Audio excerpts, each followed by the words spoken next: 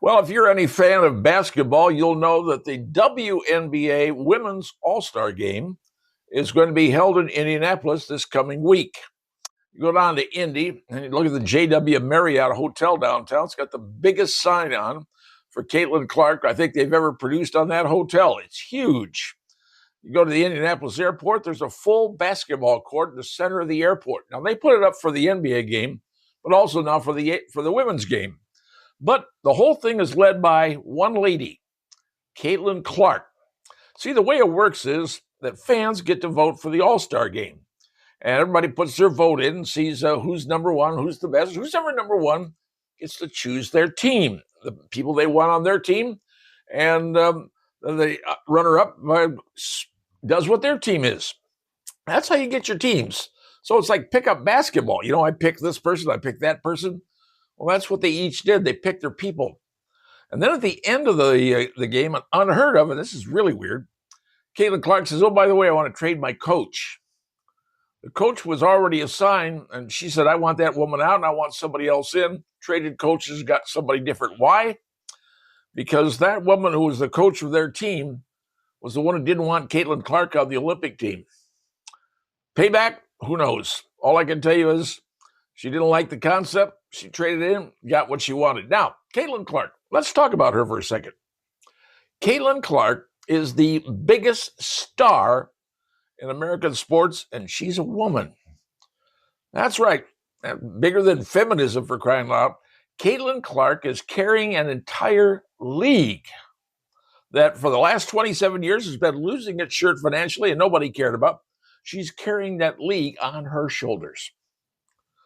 You know, in the voting for the All-Star game 2 years ago, they had the vote. I didn't care about the women's basketball because who did, really, frankly. 2 years ago, the highest vote getter was a lady by the name of Asia Wilson. Highest vote getter for the fans. These are fans. Got 95,000 votes. Highest vote getter, got 95,000 votes. Caitlin Clark got 1.3 million. 2 years ago, Asia got 95,000. You multiply 95,000 by 10, you're still under Caitlin Clark. She is a phenom. She's bigger than the Tiger Woods, the Muhammad Ali's, the Michael Jordans, the Magic Johnson, the Larry Bird, and Magic Johnson. You know, she's bigger than all these people. And I remember watching this. I remember watching when Tiger Woods came on board in 1997 at the Masters. I sat there and went, whoa, who is this guy? I didn't follow golf that much, but I did when Tiger Woods was playing. And frankly, she has turned this league into something that's actually doing great. Now the players are demanding more money because, Caitlin Clark.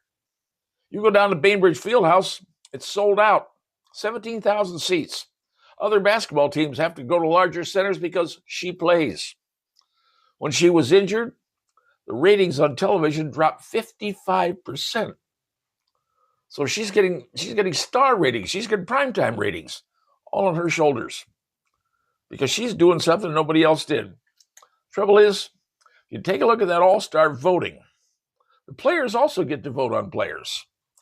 And, well, Caitlin, she was number one with the fans, and she was number two with the media. Now, as far as being a guard, because the players also get to vote, guess where they placed her as a guard in the WNBA? Number 9. Number 9. Because she's hated. Jackie Robinson, baseball, was hated back when he came in. I wasn't old enough to know that, but I was old enough to see something in 1966. There was a little team in West Texas called Texas Western College. They had players, white players, black players, but the coach named Don Haskins decided to play the 5 black players in the NCAA championship game against the University of Kentucky Rups Runts. 5 black players against 5 white players. One of those white players was a guy named Pat Riley, guard for Kentucky. And Kentucky got beat 72-65. But all that year, when the Texas Western Miners were playing, there was hate going on like nothing you've ever seen. I don't think I ever saw any death threats, but I knew that people, various communities, they play on the road, people hated them. The rule used to be back in those days, you could play 3 black players at home, but you only played 2 on the road. Well, Don Haskins chose to play 5, and they broke open the NCAA for black players. That one game made black players, now they occupy 75% of the NBA, maybe more, because of what happened in 1966. But during that year, they were hated. Disney people made a movie of it called Glory Road. See if you get a chance. The point being here is this. Caitlin Clark is a phenom like no one has ever seen in recent years. Until she came along, did I watch the WNBA? No. Did I care about the NBA? Not kidding. Now I'm a fan. Now I watch. Now I videotape things. Now I check the scores, say, hey, did the Fever win or not? Because that team is actually pretty cool. It used to be, say, well, basketball was cool, but when the whole slam dunk came back in, everybody could do it. You can stand there. Players are tall enough now, they can stand up, dunk it with standing on the floor. That's not in the WNBA. Their concept is a three-pointer. And, man, they've got three-point artists. And that's thrilling. The crowd just blows up when they hit threes because they don't do dunking in the WNBA.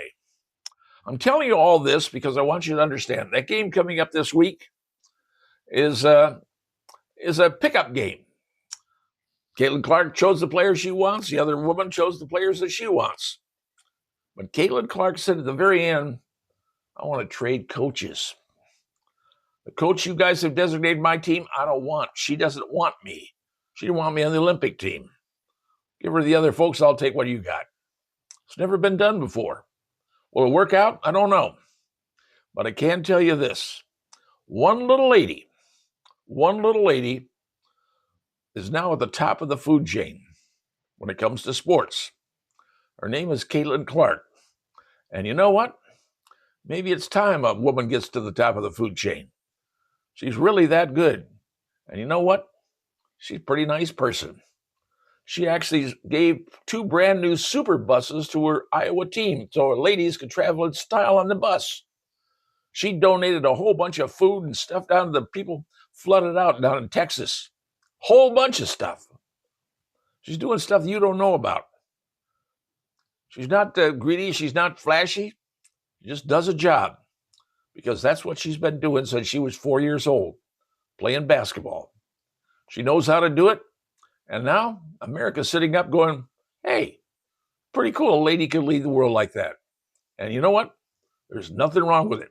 And I, for the one, applaud her. My opinion, and I'm sticking to it.